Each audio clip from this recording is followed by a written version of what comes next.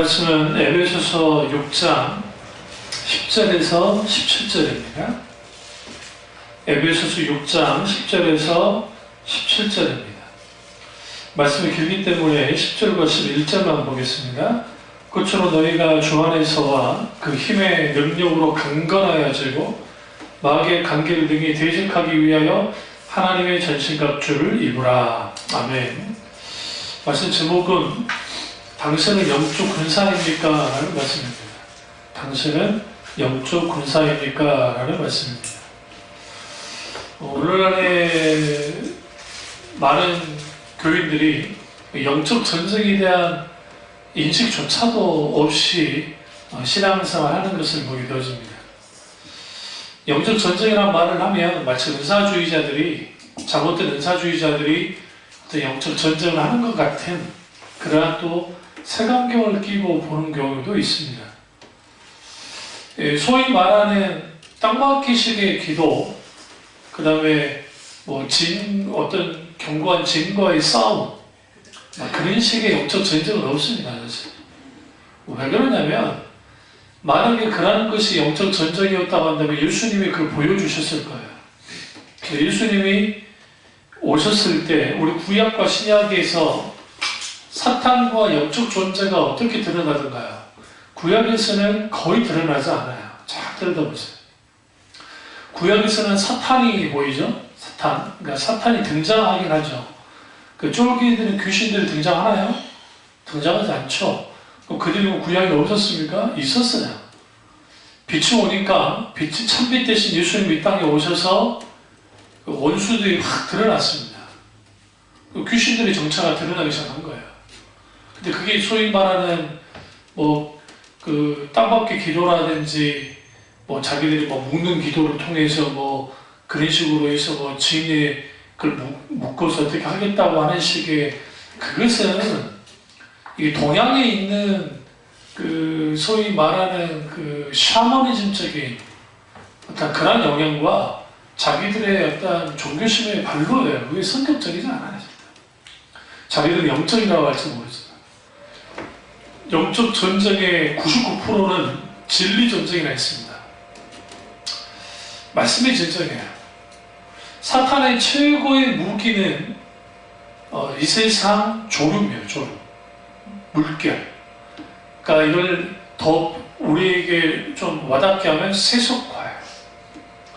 그러니까 사상을 통해서 사탄은 전 세계를 공산화시키려는 일을 했었고, 자본주의는 그러면 사탄의 도구가 아니었는가? 자본주의도 똑같아요. 요즘 인본주의, 인권 그런 것을 통해서 성경의 진리가 무너지기 시작하죠. 그 뒤면에는 누가 있느냐? 사탄이 있어요. 사탄. 원수가 있는 것을 보게 되어집니다. 그런 의미에서 우리가 내가 과연 영적 전쟁에 나아가는 영적 군사인가? 라고 하는 그런 인식이 있는지. 근데 오늘날에 너무나 많은 교인들이 없어요. 다 후방에 머물러서 그냥 그렇게 있기를 원하는 겁니다. 에베소서 6장 12절에 우리의 씨름은 혈과 육을 상대하는 것이 아니요 통치자들과 권세들과 이 어둠의 세상 주관자들과 하늘에 있는 악의 영들을 상대하느라. 영적 존재가 분명히 있습니다. 그런데 이것은 말 그대로 이제 옛날에 우리가 육박전이라는 말을 하는데 백병전이라는 표현을 쓰는데 군사용어로는 추구받는 거예요. 근데 그런 싸움이 혈과 육으로 하는 게 아니라는 거예요. 그러니까 혈과 육을 상대하는 것이 아니라 통치자들, 권세들, 어둠의 세상 주관자, 이게 뭐냐면 사탄들의 세력을 부릴 때 이렇게 부르는 거예요.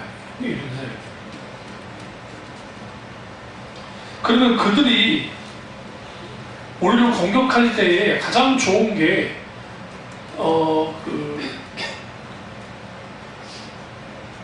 숭실대학교 김영환 교수님이 어떤 글을 쓰냐면 번영의 신학에 대한 비판과 함께 로토의 십자가 신학에 대한 그 글을 썼습니다. 이거 한번 제가 소개시킬 때가 있을 텐데 근데 거기에서 이 시대에 가장 심각한 게 뭐냐? 번영의 신학과 같은 세속화된 소위 기독교예요. 그러니까 겉에는 복음주의 얼굴을 내요. 보수적인 얼굴을 하고.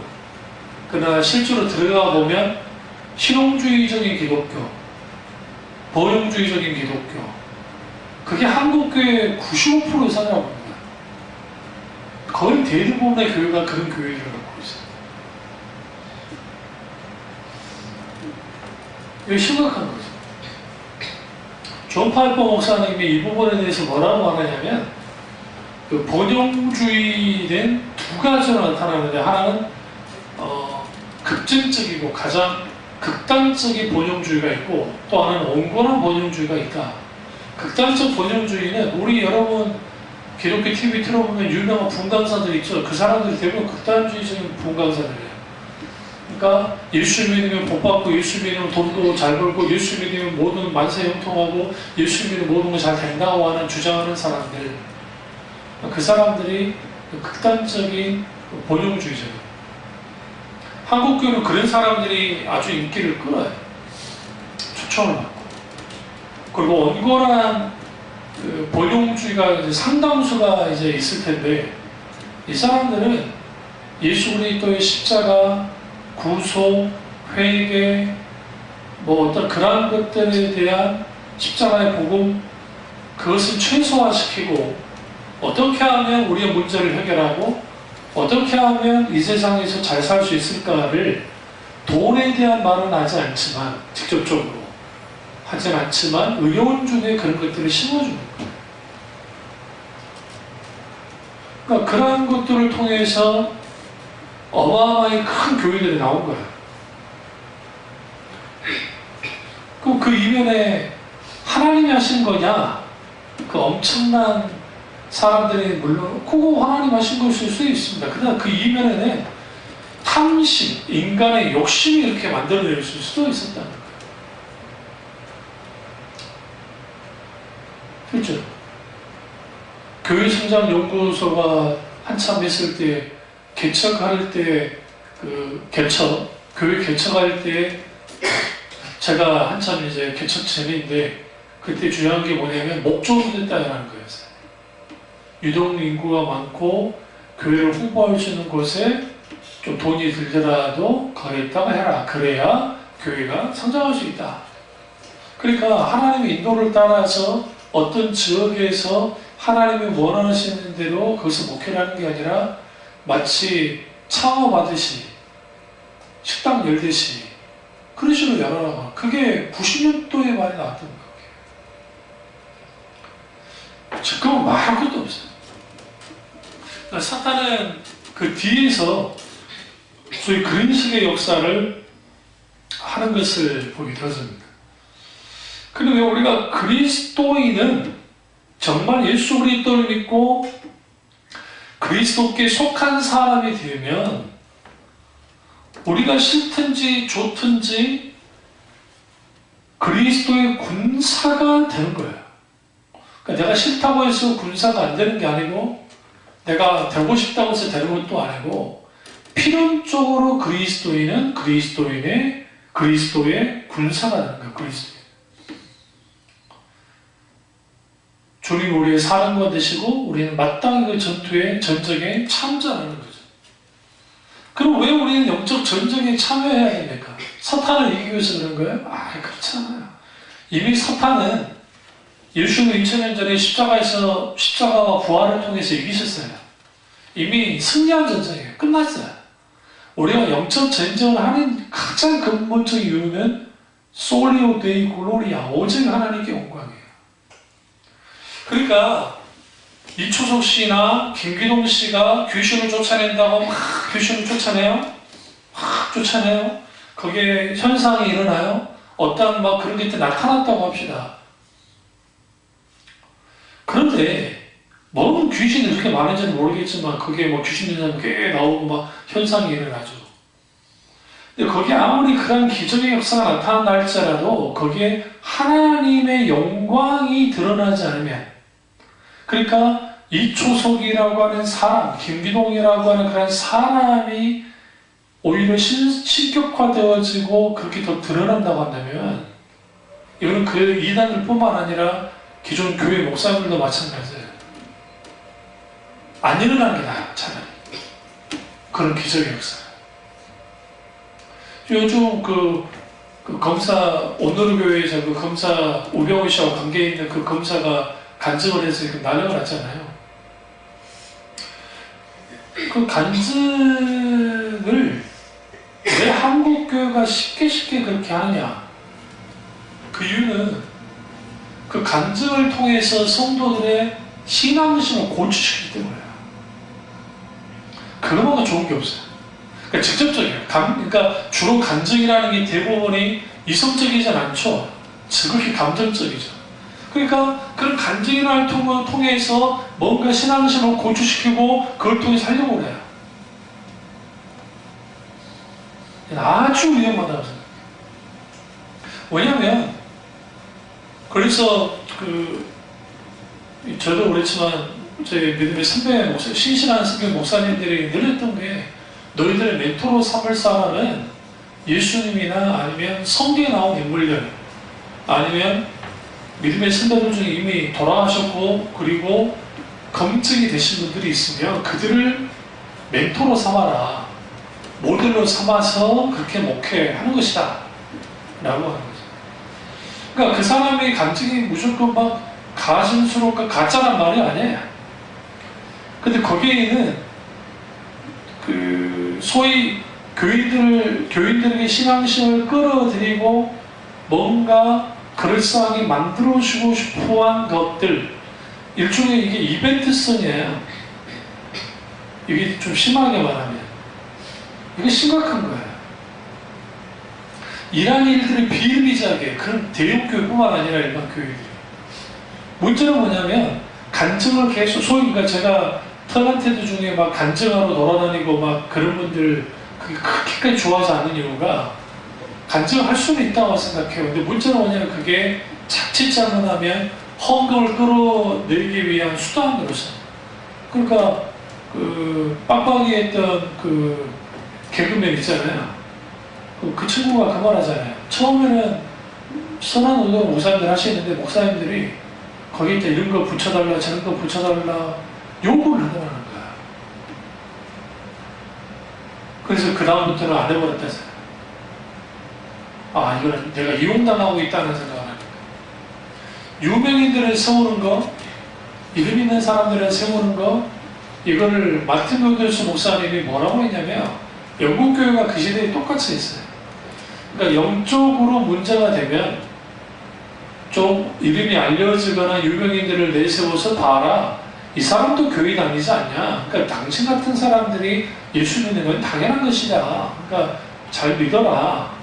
라고 하는 일종의 그런 식으로 나온다면 그게 얼마나 천박하냐는 거예요. 사람을 내세우는 게. 사도 바울의 간증이 나오죠. 성경에 보시면. 없는 게 아니에요. 그러나 그 간증에서 가장 큰 핵심은 내가 이렇다 저렇다 그게 아니에요. 예수 그리스도 그분이 드러나요. 온전히. 사탄은 우리가 행하고 있는 것들 중에 아주 좋다고 괜찮다고 생각하는 것들을 우리는 그렇게 하려고 하지 않았을지는 몰라도 원수는 그것을 뒤바꾸고 세상이 조롱하잖아요. 간증가지고 무나무계 박근혜 씨가 총리로 내정했던 그 무나무계 그 양반도 그 강연할 때 잘못했던 게 그대로 떠올라서 문제가 되잖아요. 그분들의 신앙관을 들여다보시면 그게 정말 개혁신앙에 그러니까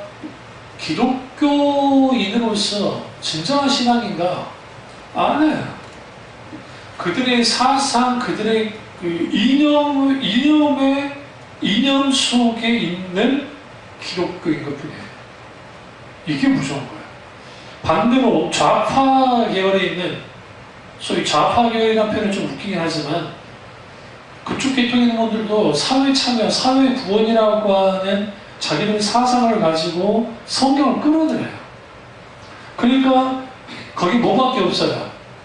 서의 차이밖에 없어요. 예수 그리스도가 말은 예수 그리스도를 말하지만 차별의 자리가 없고, 소위 보수라고 하는 사람들, 애국한다, 어쩐다, 그 이데올로기를 가지고 이데올로기를 위한 소위 말하는 기독 신앙을 거기다가 딱 심어요.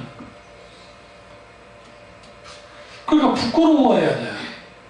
정말 그리스도인이라고. 아브라함 카이프 같이, 그건 완전한 분은 아니지만 정치인이자 신앙인으로 존경받는 인물이 됐던 것처럼 네덜란드에, 마찬가지로 우리 어떤 정치인들든 누구든 간에 그게 돼야 되는데 그게 안 되는 거죠. 왜냐면 이미 말씀 전쟁에서 졌기 때문에. 왜 말씀 전쟁이냐? 분별력이 말씀을 통해서 오기 때문에. 사탄이 역사가 아닌가를 봐야 되잖아요. 그런 것들이. 그리고 결국은 영적 전쟁은, 우리가 영적 군사가 되는 것은 뭘 위한 것이다? 하나님의 영광을 위한 것이라는 것을 우리는 분명하게 알아야 됩니다. 그런데 영적 전쟁이 일어나고 있을 때 문제는 이 세상이 우리의 홈그라운드가 아니라는 게 문제예요. 홈그라운드라는 표현을 아시죠? 축구하는데 우리나라에서 축구하는 거예요. 근데 문제는 우리는 늘 원정 가는 것처럼 이 세상을 지금 불법 점거하는 게 누구예요? 사탄이죠.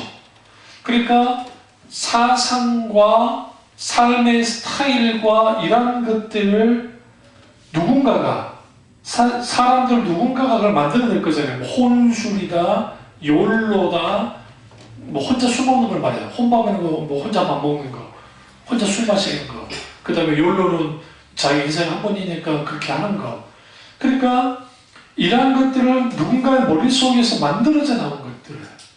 이게 방송을 타고 급진적으로 변해요. 그 영향을 줘요. 과거에는 어떤 유행이 있어도 어떤 지역에서 유행이 있어서 흘러내려갔다 한다면 요즘 동시다발적이에요. SNS를 통해서 주어지든 뭐하든. 그러니까 그런 것을 통해서 원수는 뭐하느냐? 확 뒤흔들어요.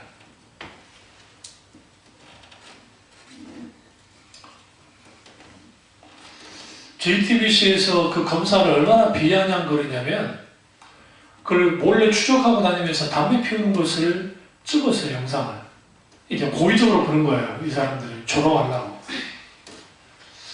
아니, 회개하고 돌이켰다고 하는데 담배를 못 끊으셨습니까? 하면서 성경을 이용하는데 얼마나 화가 나든지. 이 친구들이 지금 장난질 하고 있는 거예요, 지금. 일종의 비아냥을 하는 거예요. 너희 몸이 주님의 성전인 것을 알지 못하느냐 라는 그 말씀을 인용해서 그렇게 신실하시다고 하고 그렇게 회개했다고 하는데 담배 하나 못 끊었습니까? 라고 탁 조롱하는 거예요. 그러면 그것을 듣고 있는 기독교인들은 나쁘거워요. 그리고 그쪽 팀에서 한 것은 일종의 기독교를 공격하기 위한 목적은 분명히 아니겠지만 그럼에도 불구하고 하나님의 영광이 가려지는 것을 분명하다는 거예요. 그러죠. 그럼 그 뒤에는 누가 있어요? 원수가, 우리는 원전하지 않기 때문에 사탄의 공격 방법은 우리가 스크립테이프의 편지라고 하는 책을 통해 제가 말씀드렸잖아요. 그 C.S. 루이스가 쓴, 거기에 사탄은 원수가 우리를 공격할 때는 모든 채널을 풀가는 거야. 그러니까 안 걸릴 수가 없어요. 내가 건강에 조그마한 이상이 있어도 촥 침울해지기도 하고, 때로는 조그만 일이 벌어져도 급격하게 마음이 무너지기도 하고, 큰일인데 적은 일은 다 상관없이. 그래서 원수는 그걸 통해서 우리를 어떻게 공격하냐면 하나님 앞에 부르짖으려고 하는 그 마음조차까지도 없도록 만들어요. 상한 마음을 치유하는 길은 하나밖에 없다 했잖아요. 하나님께 부르짖어 기도하는 거예요. 나의 사정을 그대로 알리는 거예요. 성경에 이렇게 보면 다윗이 어떤 고백을 하는 줄 아세요? 주님, 하나님께서 저 원수를 사탄에게 던져버리십시오라는 기도까지 했어요. 이상하지 않으냐?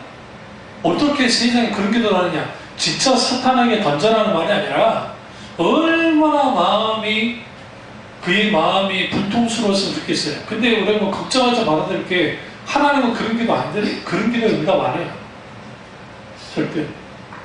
근데 여기서 중요한 걸 뭘 발견하냐면 그렇게 마음이 막 격앙되어졌던 그가 시편에 뒤로 딱 가면 뭐로 바뀌었냐면 하나님 앞에 자기의 처지를 온전히 막 쏟아냈잖아요. 이게 뭐로 바뀌냐? 하나님을 향한 신뢰로 다 바뀌어져요. 거기에서 치유되는 거예요. 그러니까 우리 안에 있는 이런 것들을 쌓아두지 말라는 거죠. 원수는 쌓아두게 만들어요. 사탄이 가장 두려워하는 것은 우리 안에 있는 순전한 하나님의 말씀입니다. 그냥 달달달 외운 말씀이 아니라 내게 살아서 역사하는 그 하나님의 말씀이 우리 가운데 분명하게 살아있어요. 오늘날에는 수많은 사상과 개념과 그 다음에 생각들의 혼란 속에 있죠. 그러니까 오늘날 기독교에 기적이 없다고 믿고 스피노자 이름을 들어봤죠. 스피노자 이런 사람들이 합리적이고 이성적인 것을 드러내면서 기적은 없다라고 하셨는 거예요. 서구 사회가 하나님의 놀라운 기적의 역사가 없다고 하는 인본주의적인 것이 들어오니까 그것이 자연스럽게 서양 사람들의 사상에 딱딱딱 들어간 거예요. 근데 이 부분을 아우구스티누스가 뭐라고 했냐면 지금으로부터 약 한 1700년 전에 있었던 아우구스티누스라고 하는 분이 기적은 우리 입장에서는 기적이에요. 그런데 그것은 아주 자연스러운 것입니다. 하나님의 것입니다. 이제 다음 주에 기적에 대한 설교를 할 거니까 잘 들어요. 그러니까 우리가 이것을 통해서 뭘 할 수 있냐면 사탄은 교묘하게 하나님의 놀라운 역사하심, 놀라운 하나님의 일하심에 대해서도 무감각하게 만들고 하는 거야. 축사사역을 할 때, 저 경험이기도 하지만, 내 믿음과 내 능력으로 누구에게 기도해 주는 게 아니에요. 그거 보고 하나님 역사하는 게 아니에요. 오순절교통의 축사사역은 뭐냐면, 내가 능력을 많이 받아가지고, 막 불러불러 하면서, 랄랄랄랄랄라, 뭐, 소위 방언을 하면서 막 해주면, 귀신이 쫓겨난다는 거예요. 그러나 사실은 귀신이 쫓겨나는 것은 이런 종류는 기도 외에는 쫓겨나지 않는다는 말씀을 통해서 예수님이 이런 종류의 귀신이 기도를 해야 쫓겨난다는 말씀도 있고 사탄을 귀신을 쫓아낼 때 사도 바울이 그 점치는 소녀 그의 귀신을 쫓아낼 때 어떻게 쫓아냅니까? 나사렛 예수님으로 물러가라 할 때 쫓겨나는 거예요. 그러면 필요한 게 뭐냐? 그리스도의 권위 안에 들어가는 거예요. 그러니까 내 힘과 내 능력과 내 방법으로 귀신을 쫓아내는 것이 아니라 주님의 권세 안에 있을 때 내가 얼마나 주님을 신뢰하고 의지하느냐 그리고 주님이 나를 도구 삼으셔서 역사하실 때 그게 귀신이 쫓겨나는 거예요. 그게 안 되면 실제로 축사사역에 있어서 이게 복잡해져요. 제가 전도사 때, 열차는 전도사 할 때 고3짜리 여자애가 수요일에 다 끝나고 왔는데 또 그 푸른 날에 목요일에 제가 새벽 기도를 인도해야 되니까 교회에 있었거든요. 예배 다 끝나고 이제 고등부 남자의 몇 명이랑 이야기를 하면서 갑자기 얼굴이 노래져가지고 막 달려 들어온 거예요. 둘이서. 왜, 무슨 일이냐? 라고 하니까 이 녀석이 덜덜덜 떨고 있어. 그래서 이제, 저희들끼리 이야기도 안 되겠어서 이제 목사님은 안 계시고, 나한테 이제 하는 거예요. 전도사님, 눈만 뜨면 귀신이 보여요. 검정기만 왔다 갔다 한대. 둘 다 그러냐? 그러니까 자기 하나는 안 그러고, 지가 그런데. 무서워가지고 친구랑 같이 달려갔대. 언제부터 그랬냐? 그게 됐더라. 2, 3주부터 그랬다는데. 그럼 왜 말 안 했냐? 그러니까, 그냥 없어질 줄 알았는데 그랬다. 그 목사님께 말하지. 그거 말하기 그랬다.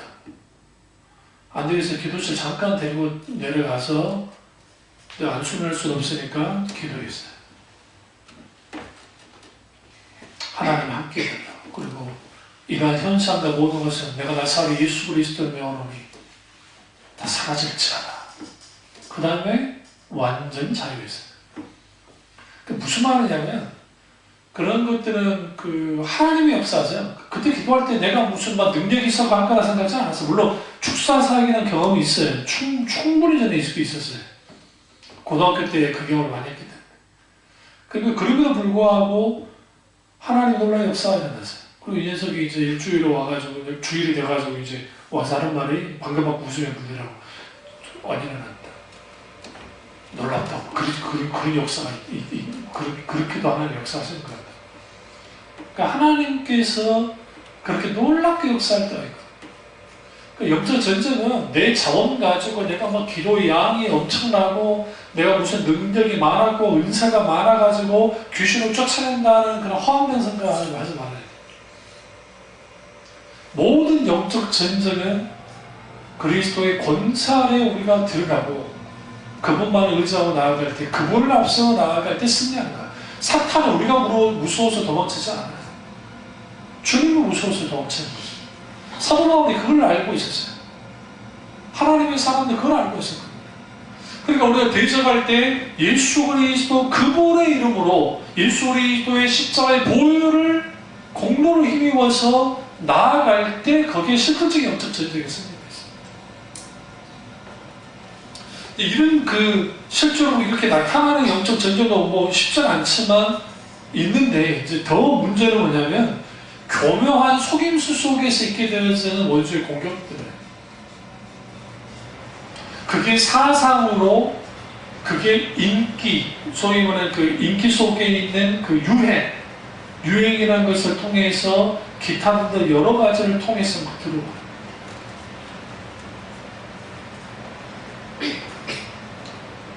그럼 이 세대는 어떤 세대냐? 우리는 그리스도인은 싫든 좋든 영적인 군사가 되어져야 되는데 많은 사람들이 영적 전쟁이나 관심이 전혀 없으니까 그런 생각조차도 하지 않으니까 그러다 보니까 뭐만을 원하느냐? 나는 평온하기를 바란다. 평온하기를 바란다. 막 그런 영적 전쟁 그런 것은 목사님들이 알아서 하는 거고 우리는 뭐 할 게 있을까? 그렇지 않죠.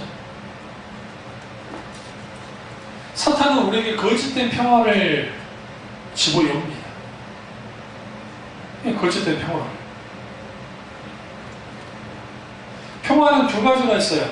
항복으로 말미암는 평화가 있고 승리로 말미암는 평화가 있어요. 근데 성경은 승리로 말미암는 평화 외에는 없다고 말합니다. 사탄과의 전쟁에서는 말할 것도 없어요.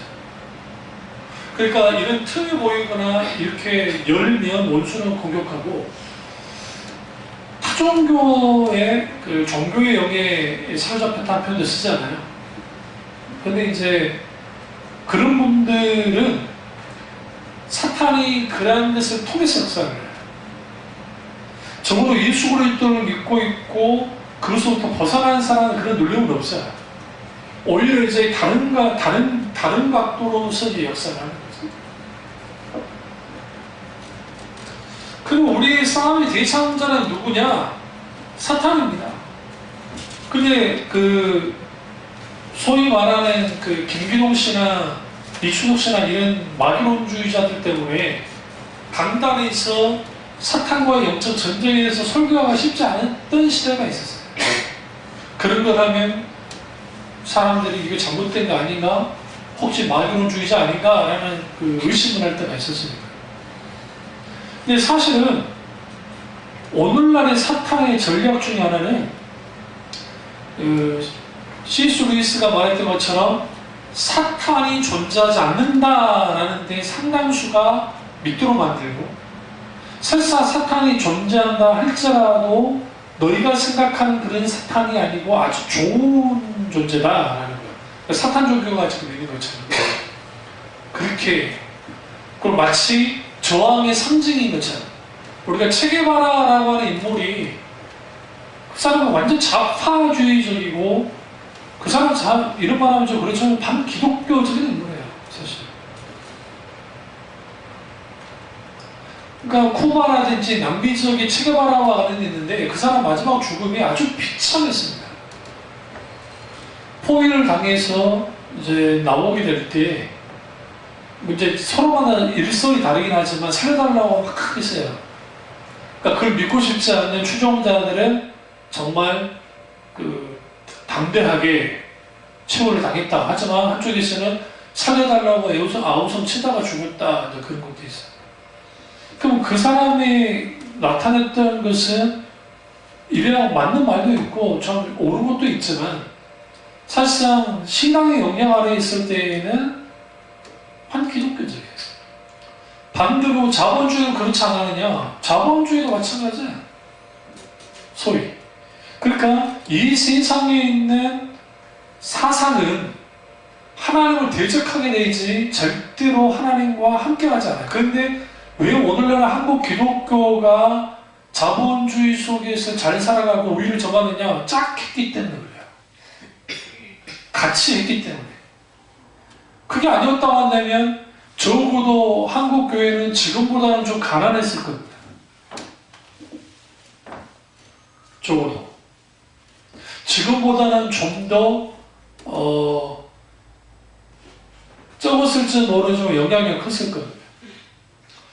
그 일제시대 때 기독교인들이 한국의 0.05%도 안 될 겁니다. 0.2% 될까요? 0.02% 정도? 그런데 독립 운동, 그러니까 3.1운동 같은 경우에도 그 당시 기독교인이 상당수였어요. 소수 정도가. 그게 뭘 의미하냐면 기독교가 달랐어요. 영적 영향력도 달랐어요. 그러니까 그런 실제로 이런 일이 있었잖아요. 일본 순사 기록이 나왔는데 뭐라는 기록이 나왔냐면 경성군가 여기 거기에서 하도 3.1운동 할 때 만수운동하고 다니니까 때려잡아라, 기독교인들 무조건 때려잡아라고 했어요. 그러니까 이제 야 가서 때려잡아라. 그 상관이 말하니까 쫄병 순사가 말하는 거예요. 아니 나가서 너 예수 믿어 안 믿어? 약수쟁이냐 아니냐라고 하면 거짓말하면 어떡합니까? 하니까 일본 높은 지위에 있는 사람이 뭐라 하는지 아세요? 야 예수쟁이들은 야수쟁이들은 거짓말하지 않아. 걱정하지 말고 때려잡아라. 거짓말 안 한다. 야수쟁이들. 그게 그 당시 한국 기독교 교인들이에요. 그러니까 그 영향력이라는 게 영적인 그러니까 숫자는 적지만 영적인 영향력이라는 것은 상당했다는 거예요. 사탄이 가장 두려워하는 게 그런 그리스도인들이 드러나는 걸 상당히 두려워해요. 그러니까 뭐 북한 순교한다고 하는 분들이 막 밖에 나와서 강의하고 떠들고 돌아다니는 분들 있죠. 실제로 오픈도어 선교나 진짜 그 선교에 관여하시는 분들은 그분들의 상당수가 뭐 사역을 안 한다는 건 아니지만 사실은 포장이 너무 되어 있다는 거예요. 포장이. 실제로 오픈을 못해요. 중국도 마찬가지예요. 중국 사역도 제 아는 뭐 사역하시는 분들도 마찬가지지만 중국의 몰래 지방 가정교회 하시는 그런 목사님들은 드러내놓고 간증하고 그렇게 안 해요. 할 수가 없는 게 다 추적하기 때문에 드러낼 수가 없어요. 근데 그런 거 드러내면서 성과 드러내면서 막 마치 자기들이 막 중국 사역에 뭐 북한 사역에 막 대단한 것을 하는 것처럼 막 포장하는 사람들, 저 그런 사람들을 보면 진짜 헌신하고 생명 걸어서 사역하시는 분들을 생각하면 가슴이 아파요. 그분들은 빚도 없이 이름도 없이 사역을 감당하고 실제로. 그러니까 왜 사탄은 그러한 성과나 소위 목사가 목회를 한다고 하면서 소위 말하는 업적에 막 매달리잖아요. 사탄이 성과주의로 가려고 하는 거예요. 제가 큰 교회 갈 뻔했었는데 그 교회를 안 갔던 근본적 원인은 뭐냐면 시금도 있질 않아요. 인턴으로 써줄 테니까 너 3개월 해가지고 숫자 몇 명 늘려주면 그때 해줄게. 취업하고 있죠. 분명히 내 앞에서 그 말 안 했거든, 담임 목사가. 그 인터뷰를 했어요. 잘 맞추고 왔어요. 대단한데 하나님 뜻이라 생각했고. 근데 딱 전화하고 들은 소리가 뭐 어쩌고 뭐 조건을 막 내가 그랬죠. 대놓고 말했죠. 그 웃기는 소리 하지 말라고. 목사가 전도사를 뽑을 때 무슨 세상 직원 뽑는 거냐? 그 부목사한테 그랬어요. 그거 뽑는 겁니까? 그 성과주의가 도대체 뭡니까? 그 전도사님이 세상을 좀 나도 사역할 때로 사역해봤다고. 내가 무슨 부격자 알아본 적이 아니라고. 그 당시 책도 막 쓰고 있었고.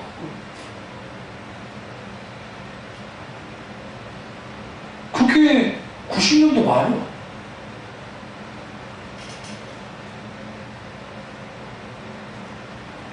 얼마나 서글퍼지든지 하나님 앞에 야, 어떻게 교회가 이 정도까지 될 수 있을까?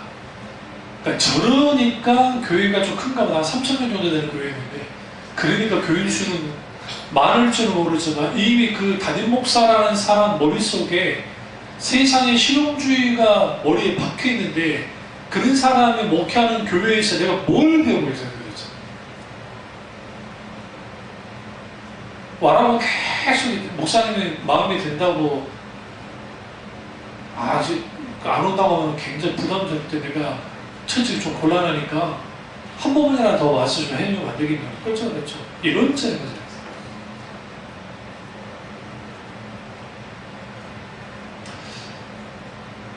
그럼 그 사역을 누가 끌고 나가는 겁니까?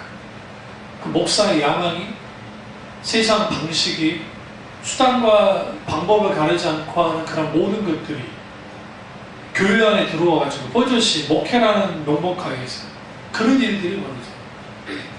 그런 일들. 그게 제가 교육하기에 말도 아니에요. 96년인가 네, 96년.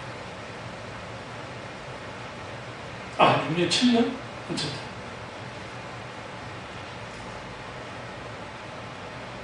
그러니까 이러한 일들을 왜 그렇게 할까? 사탄이 목회의 성공은 숫자와 돈과 그리고 물질과 영향력이다 라고 하는 것을 심어놓은 거예요. 그걸 덥석문 거예요.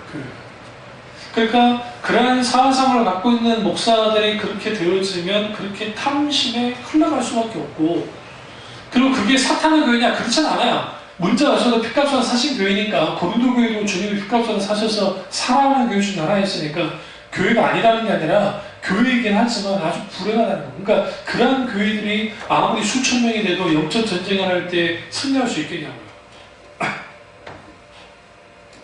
못해요.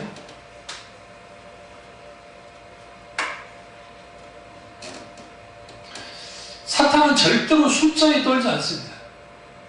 이게 문제예요. 얼마만큼의 숫자가 많으냐에 사탄은 관심이 없어요. 사탄의 관심은 유독 하나예요. 소수이긴 하지만 신실한 그리스도인들이 있는 것을 가장 두려워해요. 뭐냐면 그들이 세상을 뒤집어 엎으니까. 그 소수가. 크리에이티브 마이너리티라는 표현을 썼잖아요. 창조적인 소수들이 그들에 의해서 하나님의 시대를 바꿔버려요. 부흥의 역사를 통해서.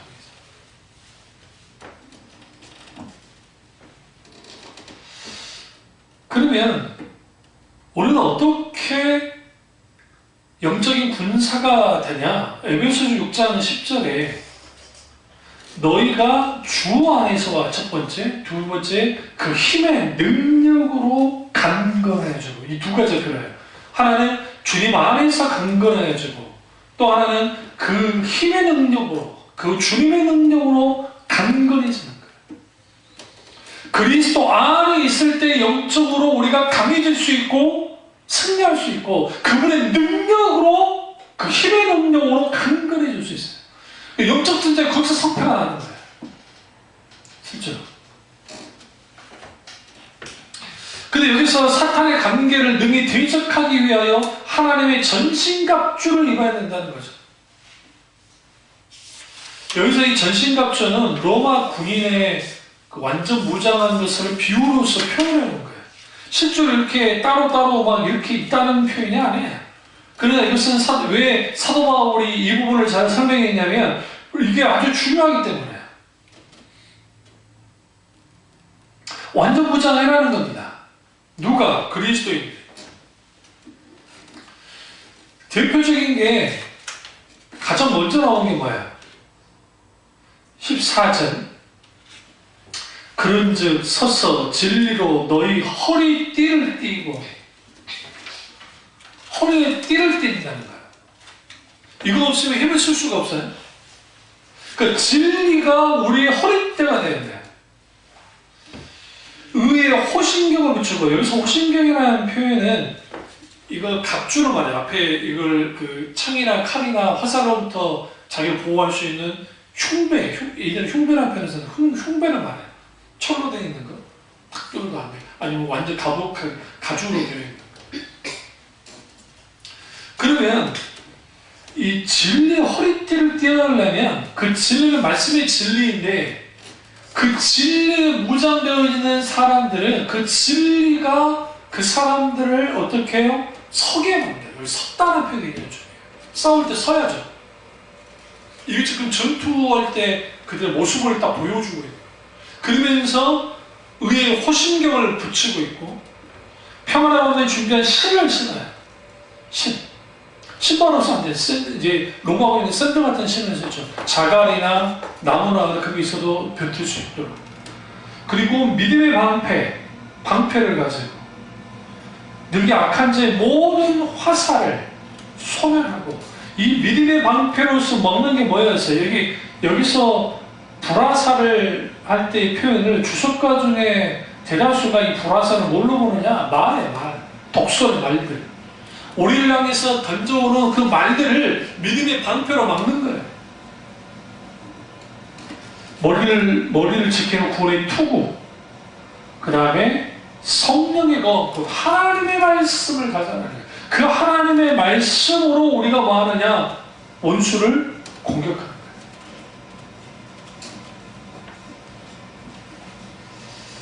그런데 이 영적 전쟁은 우리에게만 심각한 전쟁이 아니고 사탄에게 영적으로 심각한 전쟁이에요. 그러니까 제가 아주 그러니까 우려스러운 게 뭐냐면 소위 말하는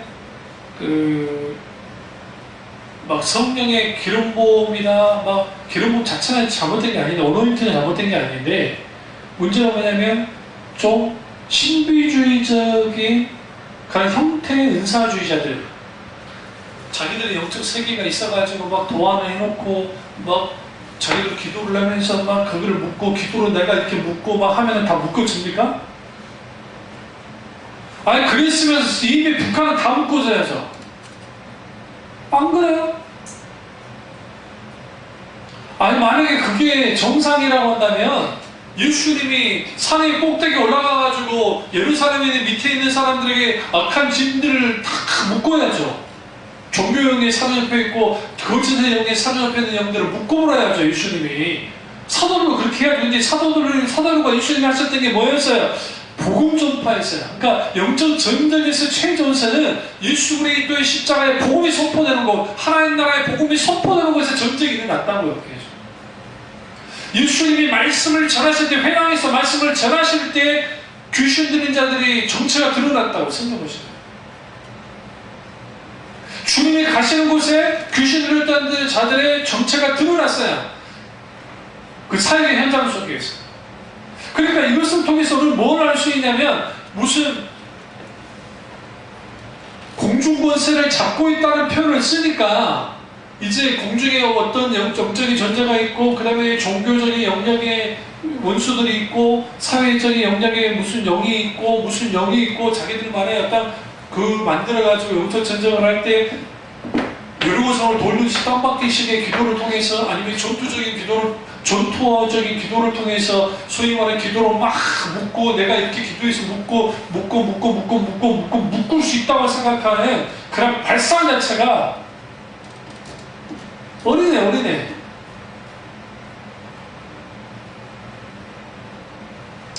왜냐하면 성경에는 그렇게 하나도 없습니다.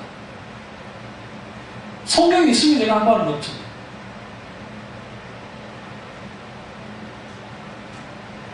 오히려 우리 안에 있는, 그러니까 소위 그런 식의 사역하신 분들이 본용주의 영향을 많이 받았어요.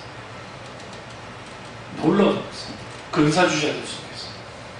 그 본용주의적인 게 조이스 마이어 같은 사람도 마찬가지 그 본용주의 영향을 받은 사람이고,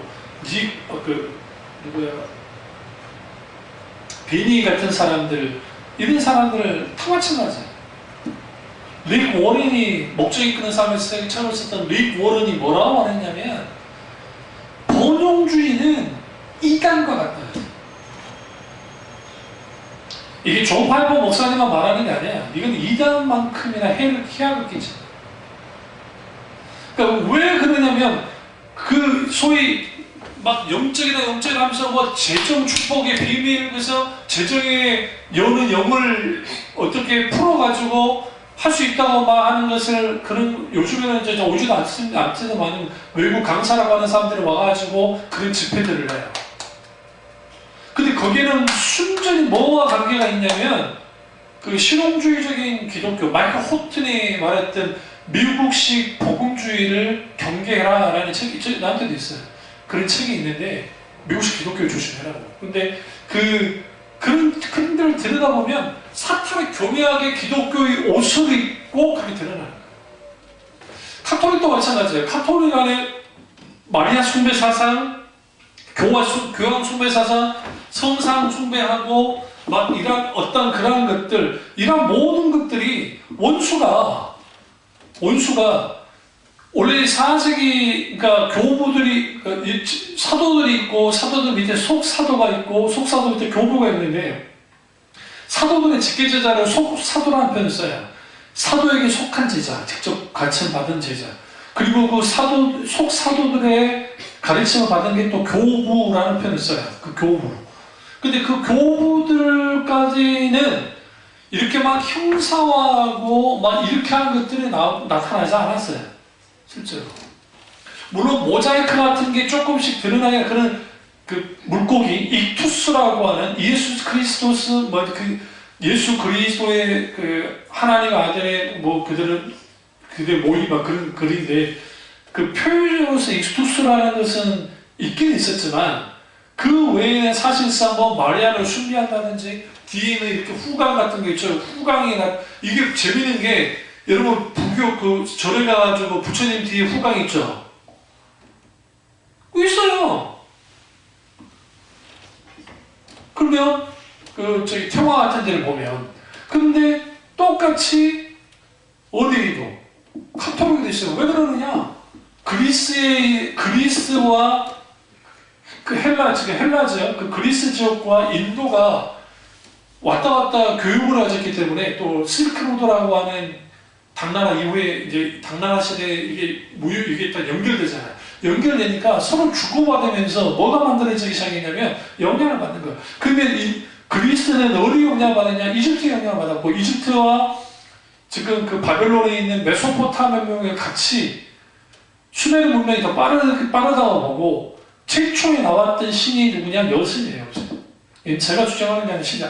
그 수세기골 문자를 통해서 제가 신학을 공부할 때 은사 교수님이 21개 언어를 하셨기 때문에, 거기에서 분명히 여신이, 공과학자들 똑같이 말하는 게 여신이 제일 먼저였대요. 남신이 아니고. 그리고 이런 모든 것들이 그 바벨론 종교의 영향, 무슨 잡다한 영향들이 하나님의 영광의 임재가 사라지니까 교황의 등장과 함께 그 동시적으로 뭐가 만들어지냐? 세상 것들이 훅 들어와가지고, 세상 종교 것들이 들어와가지고 혼합이 되는 거예요. 그렇다고 해서 무조건 카톨릭이 그러면 다 이단이야? 그럴 수는 없어요. 왜 그러냐면 카톨릭 내부에도 신실한 그리스도인들이 분명히 있을 수 있습니다. 그런데 그것까지는 부인하지 않아요. 그러나 분명한 것은 뭐냐면 카톨릭 교리에 맹신하는 사람 문제가 있어요. 에라스무스라고 하는 인문주의자가 있는데 그 에라스무스는 원래 카톨릭 신자였어요. 근데 에라스무스의 이름을 들어봤어요. 그 우신예찬이라고 하는 말을 들어봤죠. 근데 그가 카톨릭을 비판할 때 그 비판하는 게 이후에 그 사람보다 한참 후에 이제 좀 후에 루터가 나오는데 그 루터가 주장했던 것을 이미 이전에 다 주장을 했다. 성상 숭배, 마리아 숭배, 무슨 숭배 이거 씨알데기였다는 거야. 그게 뭐하는 게 이 사람이 언어의 대가입니다. 히브리 헬라어 굉장히 잘했던 사람이에요. 그 라틴어로 성경을 번역도 했던 사람이에요. 신약 성경. 그런데 왜 그러면 그가 그럴 수밖에 없느냐? 하나님의 말씀을 충분히 보다 보니까 그게 만들어낸 신앙생활에 대한 장치들, 막 자기들이 만들어냈던 이게 다 가짜라는 거예요. 이게 진짜 아니라는 거예요. 이거는 진리에서 떠났다는 거예요. 미사 좋다 이거예요. 예배 좋다. 그러나 그것이 보여지는 형식으로서의 미사가 중요한 게 아니라 내면 속에서 실제로 하나님을 향한 신실한 신앙으로서 하나님께 다가가야 된다. 그게 에라스무스가 주장하는 거예요. 그거와 루터가 중에 뭐가 달라요? 물론 좀 결이 다르긴 하지만 그러나 분명한 것은 진리의 말씀의 앞에 있게 되어지면 진리가 허리띠 역할에 서도록 한다 했잖아요. 바로 주시하게 만들어요. 그러면 그 안에서 원수가 우리에게 함정을 파서 어떻게 넘어지도록 하는 요소들이 있다는 거죠. 그걸 분별해서 비껴나가고 피하고 그리고 진리의 문제에서 영적으로 전쟁해야 될 것을 전쟁을 하는 거죠. 말씀을 하죠. 이게 아주 중요해요.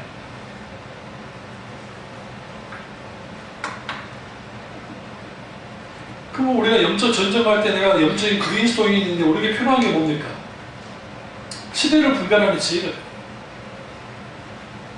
각 시대마다 그 시대가 얼마나 잘못되어 있는가를 알고 그 시대를 분별할 수 있던 사람들이 나왔을 때 비로소 뭐였느냐? 신앙관이 바로져요. 왜곡되어졌던 신앙들이 다시 회복되어져요. 사탄이 원하는 것은 뭐냐면 이거죠. 그때 그 스크루테이프의 편지 신순의 책에서 이렇게 말하잖아요. 야, 저것들 그대로 내게를 놔둬도 지들끼리 알아서 그냥 타락할 거야. 지금 그대로 내게 놔둬. 굳이 네가 멍청하게 나서가지고 할 필요 없어. 이 바보야. 하면서 자기 이제 조카한테 이제 사탄이 이제 스크루테이프가 이제 편지를 보내잖아요. 그게 무슨 말이냐?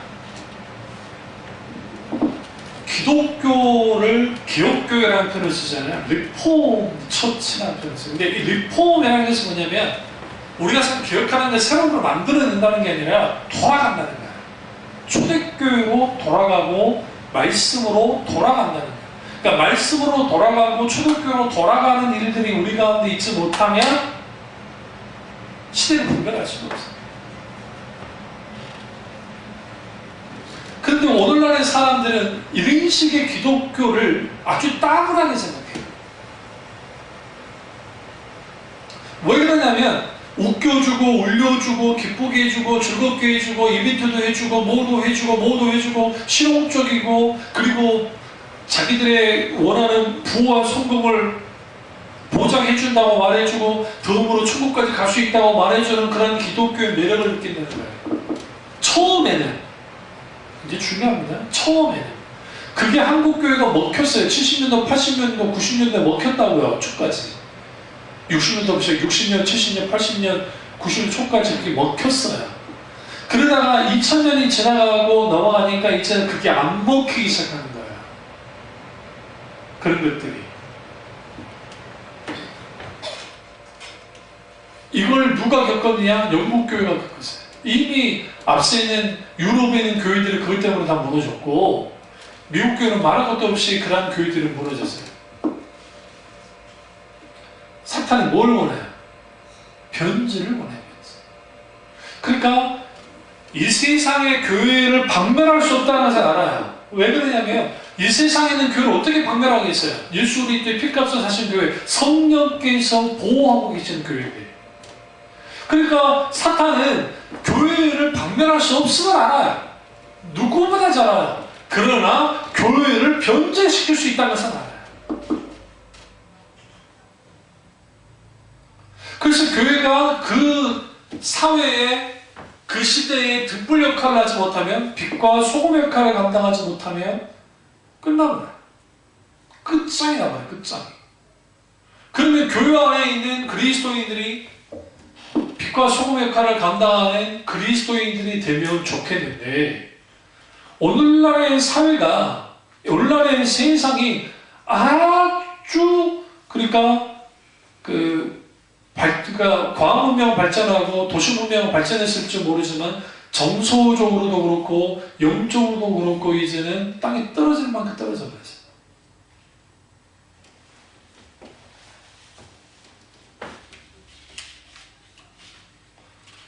그러면 우리는 뭐 해야 됩니까? 이 시대를 분별하셔 누르다가 기도해야죠. 그리고 가장 중요한 걸 구해야 돼요. 이 말씀을 끝내겠습니다. 하나님의 부흥을 보내달라는 것이에요. 네, 하나님의 부흥. 왜냐하면 결국은 영적 전쟁의 실질적인 승리는 무엇으로 인해서 승리를 했냐면 부흥이에요.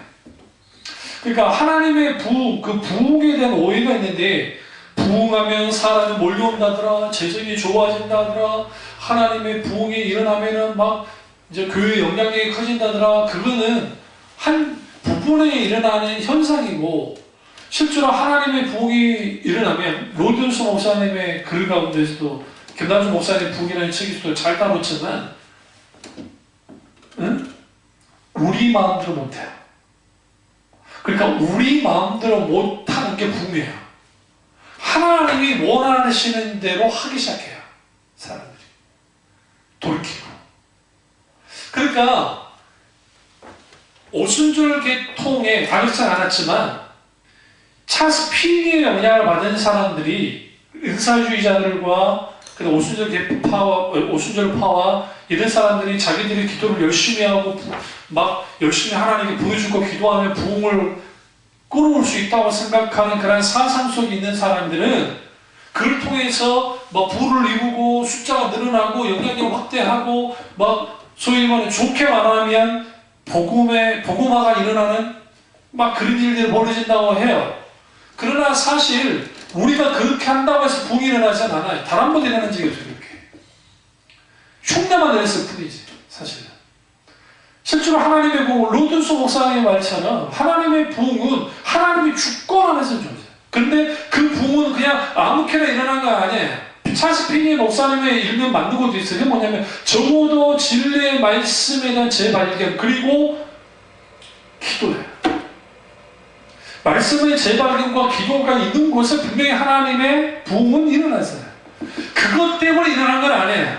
하나님의 주권 가운데 일어나긴 했지만, 그러니까 그렇게 됐을 경우에 그 하나님의 엄한 임재가 있게 되었으면 누구도 저항할 수 없는 하나님의 주권 속에서 그 은혜 가운데서 하나님이 원하시는 사기 시작한다. 우리가 원하는 게 하는 게 아니라. 그러면서 뭐냐? 적은 단위에는 그 마을을, 동네를 바꾸고, 큰 단위에는 그 도시를 바꾸고, 더 큰 단위는 그 한 나라를 바꿔버리는 거예요. 그게 하나님의 부흥이에요. 그 부흥의 시대에 사탄은 두루 떨 수밖에 없죠.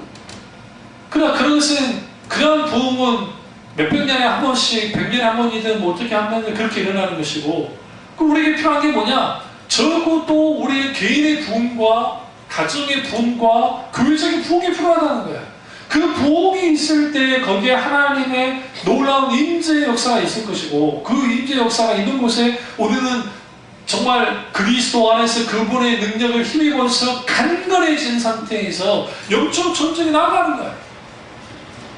앞서 나아가시는 주님을 뒤따르면서 나아가기 시작할 때 우리 작은 단위 속에서 영적 전쟁에서 승리를 하기 시작하는 것이고, 그 전쟁에 승리할 때에 적어도 뭡니까? 사탄으로부터 눌리지 않을 것이고, 사탄의 장난한 것으로부터 이렇게 저렇게 흔들리지 않을 겁니다.